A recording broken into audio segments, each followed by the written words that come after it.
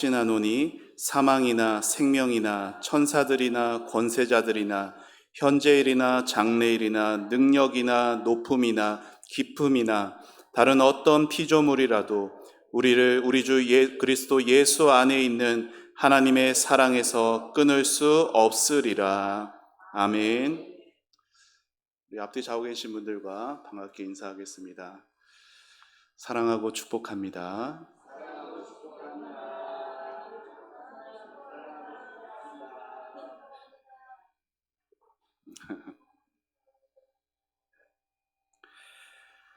사도 바울은 오늘 말씀에서 이렇게 말을 합니다. 내가 확신하노니. 바울에게는 확신하는 것이 있었습니다. 그게 뭐냐? 그 무엇도 성도를 하나님의 사랑에서 끊을 수 없다라는 것이었어요. 여러분, 성도에게 이런 확신이 없으면요, 그는 예수 믿지 않는 사람과 다를 바가 없습니다. 인생에 좋은 날이 오면 좋은 날 즐기느라 하나님 생각할 겨를이 없고, 인생에 슬픈 일이 만나면 하나님 나를 버리셨나? 혹시 하나님 안 계신 것 아닌가? 라는 생각할 수밖에 없습니다. 여러분, 어떤 상황에서도 나를 향한 하나님의 사랑이 끊어지지 않을 것이라는 이 확신이 있을 때에야 우리는 이 세상에서 세상 사람들과 다른 삶을 살아갈 수가 있는 거예요. 물론 우리가 하나님의 사랑을 확신하게 되고, 그리고 그 사랑을 붙들면서 하나님을 의지하여도 사실 우리가 살아가는 이 삶의 현실은 갑자기 꽃길로 변하는 것은 아닙니다. 여러분, 성도 앞에 펼쳐지는 삶의 현실이라는 것은 이런 표현들을 모아지면 냉혹합니다. 가차 없어요. 그래서 사도 바울이 내가 확신하노니 라고 한 다음에 뭘 말하냐면은 사망을 말하고 사탄의 권세를 말하고 불안한 미래, 영적 침체되는 상황까지도 말하는 거예요. 나이가 들수록 저는 여러분보다는 훨씬 더 이제 나이가 적지만 여러분도 어떠세요? 1년 1년이 다르심을 느끼시잖아요. 여러분, 나이가 들수록 쇠약해지는 우리 육신 안에는 점점 사망이 한 걸음씩 가까워지는 것 같습니다. 사탄은 우리를 삼키기 위해 우는 사자와 같이 우리 옆을 계속 두리번거리고요. 우리 앞날은 지금까지도 은혜로 살아왔다 하더라도 우리의 앞날이 어떻게 될지 우리는 한치 앞을 알 수 없어 불안함을 가질 수밖에 없습니다. 한때는 영적으로 은혜가 충만할 때도 있었지만 침체에 빠져서 깊음 속에 떨어질 때도 있어요. 이렇게 우리는 날마다 우리의 약함을 보게 되는 거예요. 우리는 그때마다 이런 생각에 빠지곤 합니다. 인생 이렇게 끝나는 건 아닌가? 하나님 계시긴 한 건가? 더 이상 내게 무슨 희망이 있다는 말인가? 그러나 사도가 힘주어서 이렇게 말하는 거예요. 39절 화면 보며 같이 읽어보시죠. 시작.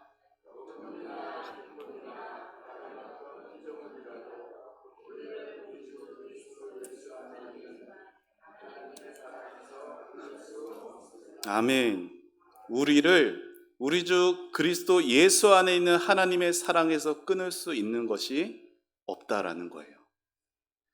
현실이 냉혹할지라도 지울 수 없는 분명한 사실이 있으니 바로 그 어떤 경우에도 하나님의 사랑은 끊어지지 않는다라는 겁니다.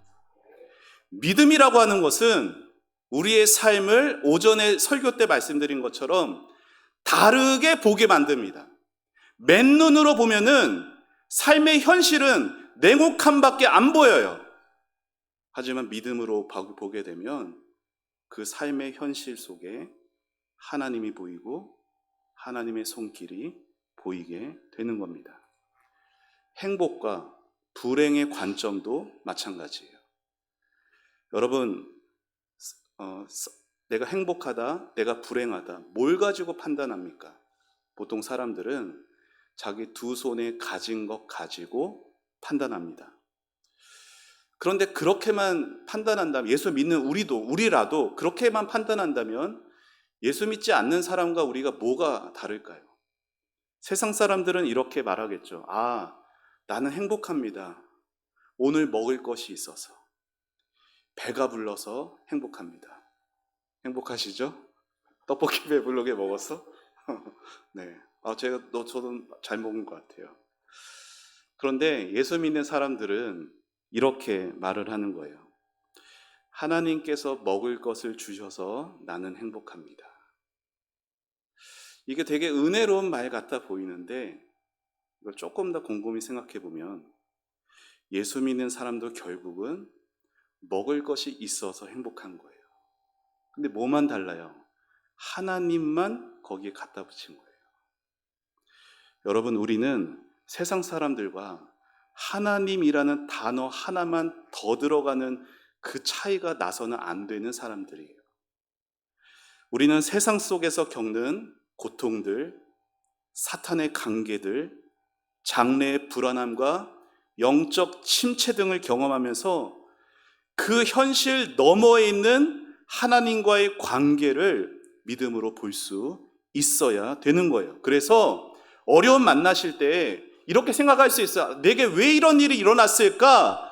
라고 먼저 생각하고 그 다음에 하나님과의 관계를 생각하면 뭘 생각해야 돼요? 하나님이 이 고난 속에서 나에게 무엇을 원하실까? 이걸 생각하셔야 돼요.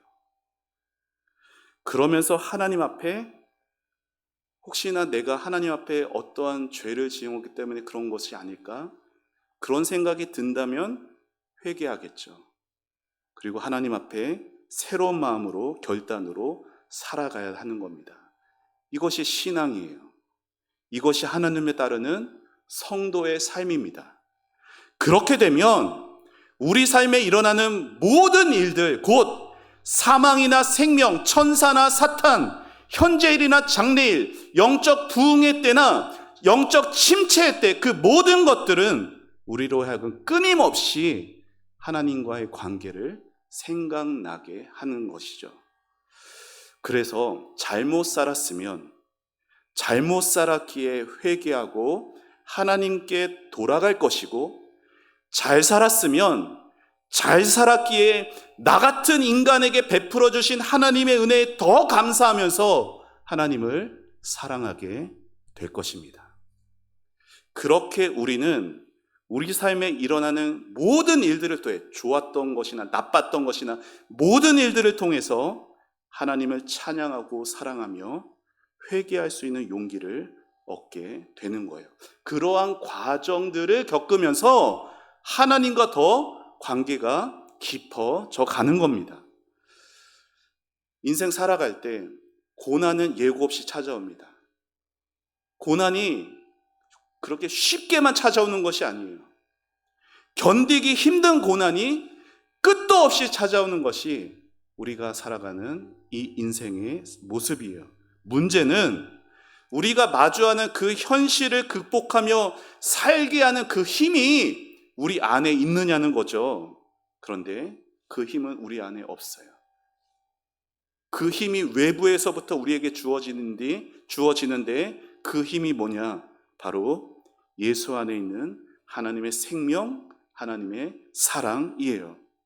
그 생명, 그 사랑이 우리 안에 부어져야 우리 인생에서 겪는 모든 고통들에 승리할 수가 있는 겁니다. 여러분, 우리 아이들이 학교에 갔어요. 근데 학교에서 무슨 안 좋은 일이 있었나 봐요. 기분이 나쁘고 상한 채로 집에 옵니다. 남편은 직장에서 속상한 일이 있었는지 터벅터벅 물고 무거운 발걸음으로 돌아오는 거예요. 그런데 아내가 기쁨으로 가득 차서 가족들과 살아있는 관계를 맺습니다. 그러면 그 생명의 기운이 아이들에게, 남편에게 전달되는 거예요. 낮에 있던 근심스럽고 고통스러운 기억들은 사라지고 생명의 전달력이 느껴지는 겁니다. 사랑하는 여러분, 성도들은 이렇게 생명의 전달력을 가진 사람들이에요. 내 안에 있는 것이 아니라 하나님의 생명력의 기운이 나에게 전해지는 거죠. 여러분, 우리 주변에 낙심하고 좌절한 사람들에게 우리가 진정으로 힘과 용기를 줄 수 있는 것이 무엇일까요? 돈이요? 물질이요? 그거 얼마 가지 못합니다. 하나님의 생명의 기운을 받아서 하나님의 살아있는 생명의 기운이 나를 통해서 다른 일, 나의 가족에게 전해지는 것이 최고의 섬김인 것이에요. 여러분, 사망의 기운이 여전히 우리 앞에 놓여져 있지만 생명이 사망보다 큰 것입니다. 장래의 불안한 일들이 여전히 우리 앞길에 놓여져 있지만 오늘날 하나님이 주시는 그 은혜가 그 모든 장래의 불안을 이기는 거예요. 우리 영혼이 침체에 빠질 때도 있지만 거기서도 우리에게 두 손 내미사 우리를 건져 일으켜 주시는 예수님의 은혜가 우리가 침체에 빠지는 것보다 훨씬 더 커다란 것입니다. 만일 우리가 혼자라면 환난당하고 공고한 일 만나고 핍박받고 기근과 칼의 시련을 어떻게 이길 수가 있겠습니까? 하지만 사도는 힘주어서 이렇게 말하는 것이에요. 37절 말씀 화면 보면 같이 읽어보시죠. 시작. 그러나 이 모든 일에 우리를 사랑하시는 이로 말미암아 우리가 넉넉히 이기느니라. 아멘. 우리를 사랑하시는 이로 말미암아 이기는 거예요. 우리가 능력 있는 것이 아니라, 우리가 힘이 있는 것이 아니라 우리를 사랑하시는 이 주 예수 그리스도를 인하여서 우리가 넉넉히 승리할 수 있는 겁니다. 성도 앞에 있는 현실 만만하지 않아요. 그러나 우리를 사랑하시는 예수 그리스도 때문에 우리는 이길 수 있습니다. 그래서 주님께서 사랑하는 제자들에게 뭐라고 말씀하셨어요? 나의 사랑 안에 거하라 말씀하신 거예요. 왜냐? 그 모든 현실을 바꿔놓을 수 있는 능력이 예수님의 사랑에서만 나올 수 있기 때문입니다. 결국 인생에서 승리가 있고 패배가 있는 그 기준은 예수님과 오늘 내가 어떠한 관계를 맺느냐에 달려 있습니다. 여러분, 인생 사시면서도 관계가 확실할 때는요, 어떤 사람과 가족이건 아니면 다른 사람이건 관계가 확실할 때는 안정감이 있어요. 서로 신뢰가 기초가 되어서, 사랑이 기초가 되어서 맺어진 관계는 서로에게 안심을 가져다 줍니다. 하나님의 사랑은 우리가 무슨 일을 당해도, 어떤 고난과 시련, 위험한 일들을 만나도 결탄코 끊어지지를 않아요. 문제는 우리가 고통당할 때, 고난 중에 있을 때 우리를 향한 하나님의 사랑의 끈이 끊어진 것은 아닌가, 우리가 염려하는 것이 문제이지 하나님이 우리를 향한 사랑은 한 번도 쉬신 적도 끊어진 적도 없습니다. 그냥 우리가 지레짐작 염려하고 스스로 판단해서 우리 스스로 하나님으로부터 멀어지는 거예요. 우리가 부딪히는 고난과 좌절, 때로는 우울하고 외로움을 느낄 때 사탄이 우리를 유혹합니다. 그것 보라고. 너가 그렇게 열심으로 하나님 섬겼는데 하나님이 너를 사랑하시는 것 같냐고. 그러나 그 사탄의 유혹은 거짓이에요. 하나님은 약속하셨습니다. 우리가 때로 이 세상에서 좌절과 절망, 위험한 일들과 고난을 만나지만 그럼에도 불구하고 우리에 대한 하나님의 사랑이 절대 끊어지지 않는다는 것을, 여기에 참 안전함이 있는 것이에요. 우리 스스로 생각할 때 하나님이 나를 버리셨다. 가끔 이런 생각을 할 때에도 우리를 향한 하나님의 사랑은 끊어지지 않았습니다. 때로 우리가 믿음이 약해져서 우리가 하나님으로부터 멀리 떠날 수도 있어요. 그럼에도 불구하고 우리를 향한 하나님의 사랑은 끊어지지 않았어요. 더 나쁜 상황에 빠질 수도 있어요. 우리가 하나님을 원망하며 불평할 수도 있고 하나님을 향한 믿음이 마치 바람에 부는 금방 꺼져버릴 것 같은 등불과 같이 아슬아슬할 때도 있습니다. 그럼에도 불구하고 우리에 대한 하나님의 사랑은 끊어지지 않습니다.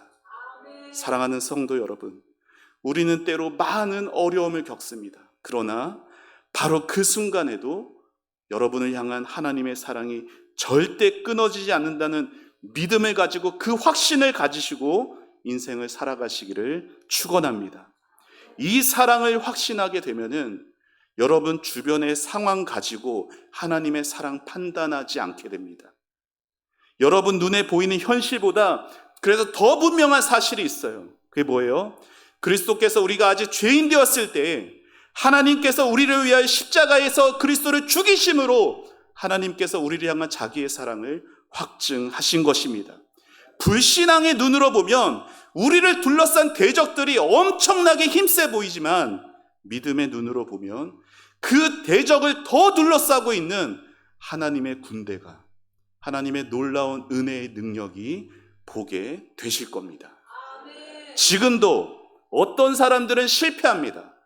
그러나 어떤 사람들은 승리하고 주님의 영광을 드러내요. 그 차이가 무엇입니까? 그 둘의 어떤 힘의 차이입니까? 아니에요. 우리 주 예수 안에 있는 하나님의 사랑을 보느냐, 보지 못하느냐의 차이입니다. 지난 10월 금요 기도회 때 소개해드린 이야기인데 한 번 더 소개합니다. 독일에 2차 세계대전 때 아우슈비츠 수용소가 있었습니다. 거기서 수많은 유대인들이 학살을 당했죠.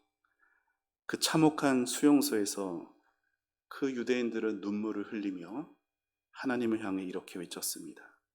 하나님 지금 어디에 계세요? 왜 이런 일을 허락하신 거예요?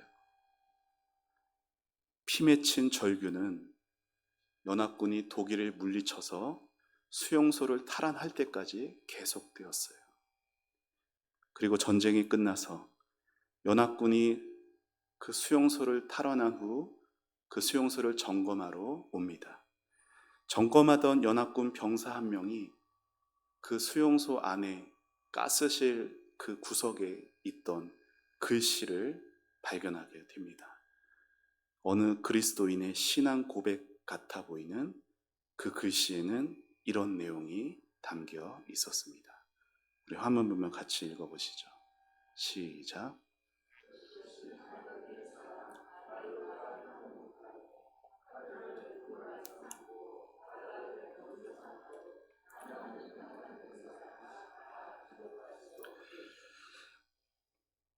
지옥 같은 수용소에서 죽음밖에 앞이 없는 유대인이 그 크신 하나님의 사랑 말로 다 표현할 수 없는, 이 병사가 놀라지 않을 수가 없어요. 그런데 이 글 저 밑에 더 놀라운 문장 하나가 써 있었습니다. 그것도 화면 보면 같이 읽어보시죠. 시작. 하나님은 여기에 계십니다. 사랑하는 여러분, 하나님이 여기에 계십니다. 이제 곧 독가스가 날 죽일 텐데 하나님이 여기에 계십니다. 이 죽음조차도 하나님의 사랑이 나를 끊을 수 없다라는 거예요. 성도는 하나님의 사랑을 확신하게 되면요, 거기서 엄청난 힘이 나오는 거예요. 하나님의 사랑이 내 마음 안에 부어지면 하나님을 위해서 할 수 없는 거가 없어요. 내가 오늘 하나님을 위해서 할 수 없는 게 왜 그렇게 많냐면 아직 하나님의 사랑을 몰라요. 하나님이 나를 얼마나 사랑하시는지를 모릅니다. 그러니까 교회 현실을 봐도 맨눈으로밖에 안 보이고, 가정을 봐도, 이 세상을 봐도 맨눈으로밖에 보이지 않는 거예요. 그런데 하나님이 나를 너무나 사랑하시는 것을 이 마음 안에 부어져서 그 믿음으로 바라보게 되면은 그 어디에도 하나님은 안 계신 곳이 없습니다. 하나님의 사랑이 없는 곳이 없는 것이에요. 사랑하는 여러분, 벌써 새해가 됐습니다. 네, 한 해가 다 저물어 갔고 새해가 시작되었습니다. 저는 올해 이제 처음으로 담임 목회하면서 표를 정해야 하는 입장에서 2024년도 표를 어떻게 정할까 기도하다가 이렇게 정했습니다. 우리 표 같이 한번 읽어볼까요? 시작. 네. 사랑하는 여러분, 구원의 감격이 회복된다는 것은 결국 하나님의 사랑으로 충만해지는 거예요. 우리를 끝까지 사랑하셨듯이 우리도 하나님을 사랑하게 되고, 그래서 구원의 감격이 회복되어져서 삶의 모든 상황 속에서 우리를 사랑하시는 이로 말미암아 넉넉히 승리하게 되는 그러한 은혜의 역사가 여러분의 삶의 가정에, 우리 교회 위에 충만하게 역사하는 2024년도가 되기를 우리 주님의 이름으로 축원합니다. 기도하겠습니다. 하나님 감사합니다. 사도 바울의 고백, 하나님의 사랑을 그렇게 확신한 바울의 고백이 하나님 우리의 고백이 되기를 원합니다.